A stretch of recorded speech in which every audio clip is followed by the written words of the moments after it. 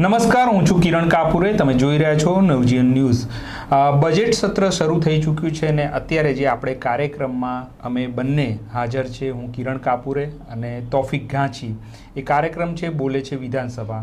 આપણે દર વર્ષે જ્યારે સત્ર ગાંધીનગરમાં શરૂ થાય છે ત્યારે આ કાર્યક્રમ કરીએ છીએ અને આ કાર્યક્રમમાં ફરી અમે તોફિક ઘાંચી સાથે હાજર છીએ. તોફિક આ પૂરેપૂરું સત્ર જે છે એ ગાંધીનગર જાય છે, ત્યાંનું રિપોર્ટિંગ કરે છે અને ત્યાંની જે અવનવી વાતો હોય છે તે તમારી સમક્ષ મૂકે છે. આજે બજેટ સત્રનો પહેલો દિવસ હતો, તો તેઓ ત્યાં શું જોઈ આવ્યા છે, જે કંઈ ગાંધીનગરમાં માહોલ હતો તે વિશે આપણે તોફિક સાથે થોડી વિગતે વાત કરીએ. તોફિક, આજે શું હતો માહોલ? તમે બજેટ સત્રમાં પહેલા દિવસે ગયા, તો બહારનું પહેલાં તો વાત કરીએ, પછી આપણે હાઉસની વાત કરીએ. બહાર શું માહોલ જોવા મળ્યો? બહાર તો આજે જ્યારે બજેટ સત્રની શરૂઆત થઈ 16 ફેબ્રુઆરીથી 12 વાગે હાઉસનું કામ ચાલુ થવાનું હતું. પહેલાં સત્તા પક્ષ વિપક્ષના જે ધારાસભ્યો છે તે લોકોની આવવાની શરૂઆત થઈ. અનેક ધારાસભ્યો સ્ફૂર્તિથી ભરેલા હતા. ઘણા ધારાસભ્યોના નવા કપડાં આજે દેખાઈ રહ્યા હતા.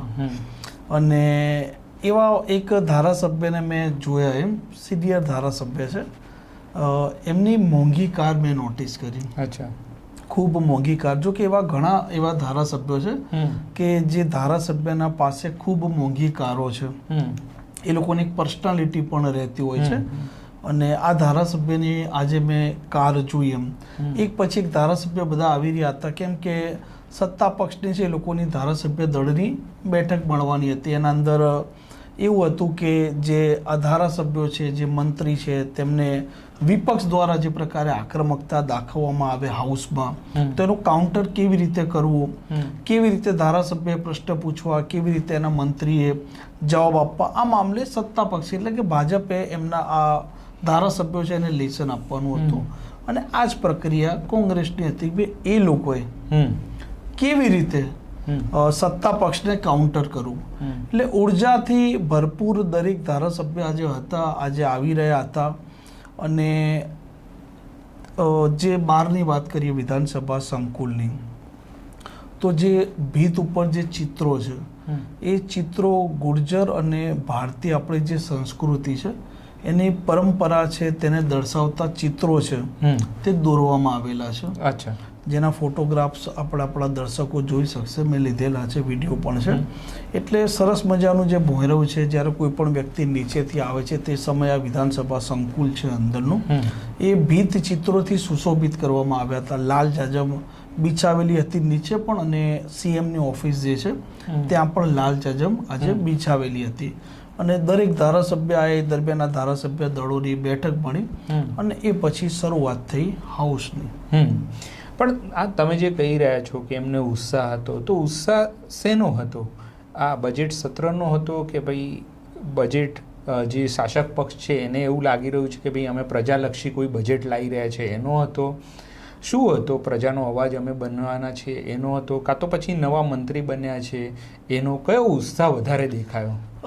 સ્વાભાવિક છે કે નવા મંત્રીએ ઘણા લોકો બન્યા છે અને ધારાસભ્યોને તેમના મત વિસ્તારના જે પ્રશ્નો રહેતા હોય છે. તો આ જે બજેટ સત્ર છે તે 16 ફેબ્રુઆરીથી 25 માર્ચ સુધી ચાલવાનું છે. 38 દિવસ નક્કી કરવામાં આવ્યા છે. તેમાંથી 23 દિવસ છે ને એ ગૃહનું કામકાજ ચાલશે અને 3 દિવસ એવા છે કે જે દિવસે 2 બેઠકો નક્કી કરવામાં આવી છે. એટલે 23 દિવસ દરમિયાન દરેક ધારાસભ્ય તેમના મત વિસ્તારના જે કોઈ પ્રશ્ન હશે, ચાહે સત્તા પક્ષ હોય કે ચાહે વિપક્ષ હોય, જે પ્રજાની માંગણીઓ હશે એની માંગણીઓ પણ એ કરશે કે ભાઈ કોઈ એમ કહેશે કે ભાઈ મારા મત વિસ્તારમાં મારે એક પોલીસ સ્ટેશનની જરૂરિયાત છે, કોઈ બસ સ્ટેશનનું કહેશે, કોઈ સરકારી દવાખાનું કહેશે કે અન્ય જે પણ એમના જે પણ માંગણીઓ હશે એ માંગણીઓ ધારાસભ્ય મૂકતા હોય છે. સાથે સાથે આ ધારાસભ્ય છે તે પ્રશ્નો પૂછતા હોય છે કે ભાઈ આ મામલે જે આવો એક મામલો હતો તે મામલે હાલની અલગ અલગ જે વિભાગો છે, વિભાગોના અલગ અલગ જે તારાંકિત પ્રશ્નો હોય છે એને લઈને ધારાસભ્ય પ્રશ્ન પૂછતા હોય છે, મંત્રીઓ એના જવાબ આપતા હોય છે. એટલે પહેલે સ્વાભાવિક દરેક ધારાસભ્યની એક અપેક્ષા હોય કે આ સત્ર દરમિયાન તેમના જે પણ માંગણીઓ હોય, તેમના પ્રશ્નો હોય, તેનું સરકાર જવાબ પણ આપે ને એમના પ્રશ્નોનું નિરાકરણ પણ લાવે. પછી 12 વાગે રાજ્યપાલ છે તેમના ભાષણથી આજે વિધાનસભા છે તેના ગૃહની કામકાજ શરૂ થયું. બરાબર. પણ હવે તમે જે વાત કરી કે બીજેપી જે સત્તામાં છે એમણે તૈયારી કરી કે ભાઈ આપણે કોંગ્રેસને કેવી રીતે જવાબ આપશે, કોંગ્રેસે સામે તૈયારી કરી કે ભાઈ આપણે સરકારને કેવી રીતે ઘેરીશું.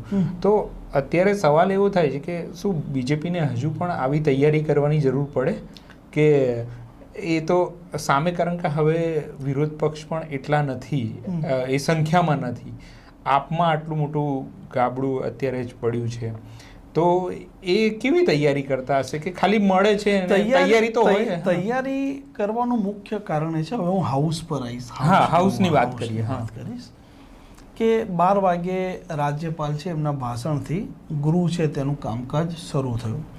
રાજ્યપાલના ભાષણમાં રાજ્ય સરકારની જે સિદ્ધિઓ છે તે રાજ્યપાલ વર્ણવતા હોય છે. જ્યારે રાજ્યપાલનું ભાષણ તૈયાર થાય તે પહેલાં અલગ અલગ વિભાગો છે, અલગ અલગ વિભાગોની કામગીરી છે, એની એક સ્ક્રિપ્ટ તૈયાર થતી હોય છે, કેબિનેટમાં પણ તેની ચર્ચા થતી હોય છે, અને તે પછી સરકારે શું શું કામગીરી કરી, કઈ કઈ યોજનાઓની હાલ શું સ્થિતિ છે, કયા કયા વિભાગોની કેવી કામગીરી છે, તે દરેક મામલો રાજ્યપાલ એમના ભાષણમાં લેતા હોય છે અને સરકાર છે તેની પીઠ થપથપાવતા હોય છે. અને આ દરમિયાન કોંગ્રેસે સૂત્રોચ્ચાર પણ કર્યા. કોંગ્રેસે રાજ્યપાલના ભાષણ દરમિયાન ફિક્સ પેનો જે મામલો છે, બેરોજગારીનો મામલો છે, મોંઘવારીનો મામલો છે, આ મામલે તેમણે સૂત્રોચ્ચાર પણ કર્યા. રાજ્યપાલનું ભાષણ પણ પૂરું થાય છે તે ટૂંકાવે છે, અને જ્યારે રાજ્યપાલ નીકળે છે એમનું ભાષણ ટૂંકાવીને, તે સમયે કોંગ્રેસ દ્વારા પણ ખેડૂતોનું દેવું છે તે તમે માફ કરો તેવી વાત સૂત્રોચ્ચાર દ્વારા કરવામાં આવે છે. દરમિયાન ભાજપના કેટલાક ધારાસભ્ય જય શ્રી રામ છે તેઓ જવાબ પણ આપતા હોય છે. અને જે આ ગૃહના જે સભ્ય રહી ચૂક્યા છે, જે લોકો અવસાન પામ્યા છે, એ લોકોનો શોક પ્રસ્તાવ આવતો હોય છે અને શોક સંદેશો પાઠવતા હોય છે. અને ગૃહ આ મામલે જે સભ્ય રહી ચૂક્યા છે તેમની જે કામગીરી છે તેની ચર્ચા કરતા હોય છે. અને ગૃહમાં જ્યારે દરેક ધારાસભ્ય આજે આવ્યા તો કોંગ્રેસ હતા કે ભાજપના હતા કે અન્ય આમ આદમી પાર્ટી કે અપક્ષ લઈ લો, તો એકબીજાને મળતા હતા, હળતા મળતા હતા અને પછી એમની જગ્યા પર બેસતા હતા. તમે કીધું કે પ્રિપરેશન કેમ કરવું પડે છે, તો એનું કારણ એવું હોય છે કે આ ગૃહમાં જે પણ મામલો હોય છે તે દરેક મામલો રેકર્ડ પર આવતો હોય છે. ઓકે. બહાર જ્યારે કોઈ નેતા ભાષણમાં કોઈ વાયદા ને પ્રવચનો કરી દેતા હોય છે, એવા વાયદા કે એવા પ્રવચનો હાઉસમાં નથી કરી શકાતા. કેમ કે આ ગૃહમાં મુખ્યમંત્રી હોય કે નાયબ મુખ્યમંત્રી હોય જે સતત ચર્ચામાં રહેતા હોય છે, પરંતુ એ તો સત્તામાં છે, પાવરફુલ વ્યક્તિઓ છે. જો એમણે પણ બોલવું છે ગૃહમાં, તો આ ગૃહના સર્વે સર્વા છે ને એ અધ્યક્ષ છે, અને અધ્યક્ષ છે શંકર ચૌધરી. અને અધ્યક્ષ જે પ્રકારે તેમનો નિર્ણય લે છે એની ટીકા પણ નથી થતી, એની ટિપ્પણી પણ નથી થતી, અને એને પડકારી પણ નથી શકાતા. એટલે આ ગૃહના રાજા છે ને અધ્યક્ષ છે. એટલે જ્યારે કોઈ પણ ધારાસભ્ય, ભલે ને એક અપક્ષનો ધારાસભ્ય છે, અપક્ષનો ધારાસભ્ય કોઈ પણ મામલે સરકાર કે સરકારના મંત્રીને સવાલ પૂછે છે કે એના પાસે એવા કોઈ પુરાવા છે, તો સંબંધિત વિભાગના મંત્રીએ એનો સાચો એને જવાબ આપવો પડે છે કે એને કહેવું પડે છે કે અમે આ મામલે કાર્યવાહી કરી હતી કે અમે આ મામલે કાર્યવાહી કરીશું. અને દરેક બાબત છે ને એ રેકર્ડ પર આવે છે, અને રેકર્ડ પર આવ્યા પછી ધારાસભ્યો અને અલગ અલગ વિધાનસભાની જે સમિતિઓ છે, તો આ સમિતિઓ પણ જે પ્રકારે સભ્યશ્રી જે છે, ધારાસભ્ય કોઈ પણ હોય, એણે પ્રશ્ન પૂછ્યો છે, મંત્રીએ શું જવાબ આપ્યો, તો અલગ અલગ સમિતિઓ જે સમિતિને લઈને આ મામલો હોય તો એ પણ એના ફોલોઅપ લેતા હોય છે. કે ભાઈ શું થયું, તો આ મામલે તમે એવું કીધું હતું કે મંત્રીએ કીધું હતું કે અમે મંજૂર કરી આપીશું, તો હાલ શું સ્ટેટસ છે. એટલે હાઉસમાં આ પ્રિપરેશન કરવું પડે છે, કેમ કે મામલો રેકર્ડ પર છે. અને બીજું કે જે શબ્દ અધ્યક્ષ રેકોર્ડ પરથી દૂર કરી શકે છે, તો આ દેશની જે ચોથી જાગીર છે મીડિયા, એ મીડિયા પણ એ શબ્દ જ્યારે અધ્યક્ષ રેકર્ડ પરથી દૂર કરવાના આદેશ આપે છે તો એ નથી બતાવી શકતા. ઓકે. હવે આ તો આમ જાણીતી પણ વાત છે, જે પત્રકાર મિત્રો છે એમને ખ્યાલ છે, પણ સામાન્ય લોકો માટે આ કદાચ નવી વાત હોઈ શકે, એટલે તમે એ જે તોફીકે કીધું એ ધ્યાનથી તમે સાંભળ્યું હશે. પછી એક ઉપાધ્યક્ષનું ઇલેક્શનની વાત પણ આવી છે. એક એ સવાલ હતો, અને બીજું કે આપમાં આટલો બબાલ થઈ, રાજુ કરપડા અને ગોપાલ ઇટાલિયાનું નામ આવ્યું. ગોપાલ ઇટાલિયા ખાસા એગ્રેસિવ આમ દેખાય છે. આજે જો એ ગૃહમાં આવ્યા હોય તો એમનું શું કેવા એમનું તમે જોયું હશે તો એમની બોડી લેંગ્વેજ એ તમે શું માર્કિંગ કર્યું? ઉપાધ્યક્ષની ચૂંટણીના સાથે સાથે જે સૌથી મહત્વનું જે દર્શકોને જાણવામાં રસ પડશે, ગત જે સત્ર હતું ગૃહનું, તે સમયે જે લોકો મંત્રી હતા આજે લોકો પૂર્વ મંત્રી થઈ ગયા હતા, અને ગત સત્રમાં જે લોકો ધારાસભ્ય હતા આજે લોકો મંત્રી થઈ ગયા, ઘણા બધા એમાંથી. ઘણા બધા. એટલે નવા જે મંત્રીઓ છે એ આજે આગળ બેઠા હતા, જે એક સમયે ધારાસભ્ય હતા, અને જે મંત્રી હતા એ આજે પૂર્વ મંત્રી થતા એમના પાછળ બેઠેલા હતા. એટલે બેઠક વ્યવસ્થા પણ બદલાઈ હતી. મુખ્યમંત્રી એના પાસે બેઠા હતા નાયબ મુખ્યમંત્રી હર્ષ સંઘવી.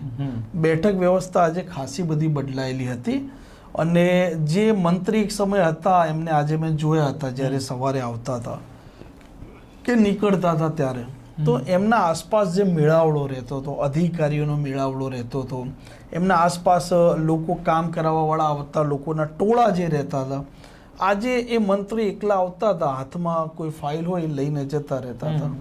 આજે આ સ્થિતિ હતી. બીજું ઉપાધ્યક્ષની ચૂંટણી હતી. તો ઉપાધ્યક્ષની જે ચૂંટણી છે આપણે એક બંધારણીય પદ છે, તો સત્તા પક્ષ પાસે તો પૂરતા સભ્યો છે, ધારાસભ્ય, એટલે એમણે ઉતાર્યા હતા પૂર્ણેશ મોદી, જે સુરત પશ્ચિમના ધારાસભ્ય છે અને પોતે પૂર્વ મંત્રી પણ રહી ચૂક્યા છે. અને કોંગ્રેસે ઉતાર્યા હતા શૈલેષ પરમાર, એમના પાસે તો પૂરતું સંખ્યાબળ નથી, એટલે સ્વાભાવિક હતું કે સત્તા પક્ષના ઉપાધ્યક્ષ જ ચૂંટાય. પરંતુ એક પરંપરા એવી રહી છે કે ઉપાધ્યક્ષનું પદ છે તે હંમેશા વિરોધ પક્ષને મળ્યું છે. પરંતુ વાત એવી છે કે ભાઈ નરેન્દ્ર મોદી જ્યારે મુખ્યમંત્રી બન્યા પછી આ પરંપરા તૂટી, અને પછી ઉપાધ્યક્ષનું પદ વિરોધ પક્ષને મળ્યું નથી. આમ તો હાલ કોંગ્રેસ પાસે પણ વિરોધ પક્ષનું પદ નથી, વિપક્ષનું પદ છે, કેમ કે એમના પાસે પૂરતું સંખ્યાબળ નથી. 18 ધારાસભ્યો હોવા જોઈએ, જે નથી. એટલે વિરોધ પક્ષનો જે નેતા હોય છે એને કેબિનેટ કક્ષાનો દરજ્જો મળતો હોય છે, ઓફિસ મળતી હોય છે, સુવિધા મળતી હોય છે. એટલે આજે ઉપાધ્યક્ષ બન્યા પૂર્ણેશ મોદી. આ હાઉસ આજે આટલી કામગીરી ચાલી પછી હાઉસનું કામ પૂર્ણ થયું.